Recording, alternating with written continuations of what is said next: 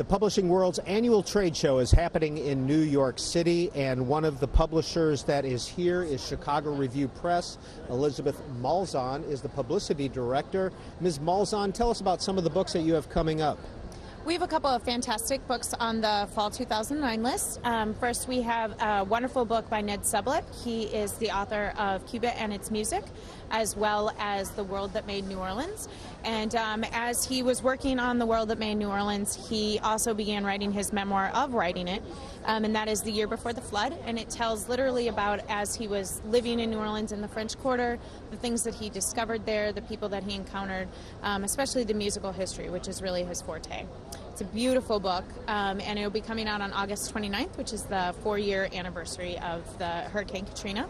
And then we also have a book which is a young adult narrative written by Simeon Wright, and he is the cousin of Emmett Till. He was there during the Emmett Till slaying, and this is his story as written for young adults so that they understand the historical importance for the civil rights movement and justice and peace.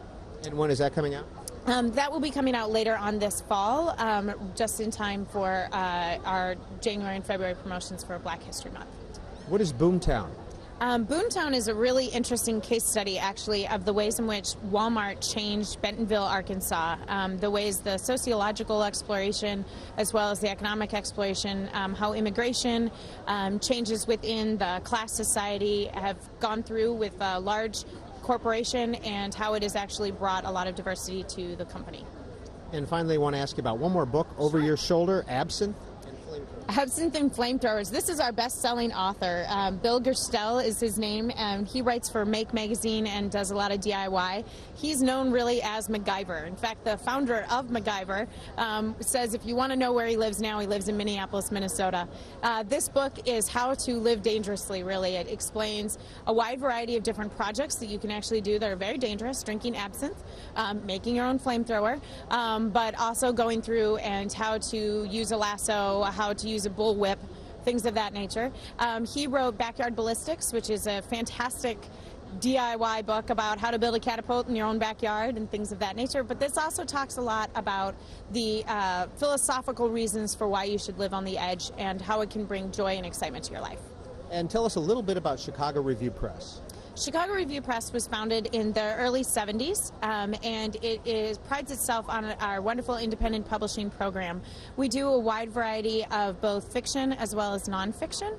Our fiction is classic reissues. We have a wide variety of Anya Seton books, books that have gone out of print and that we're bringing back for the beloved fans. And then we do a wide variety of nonfiction, popular science.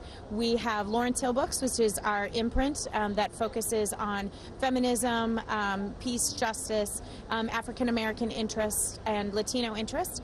We do kids books. We have a fantastic For Kids series that takes 25 projects and it looks at, in particular, large historical figures, Mark Twain, Benjamin Franklin.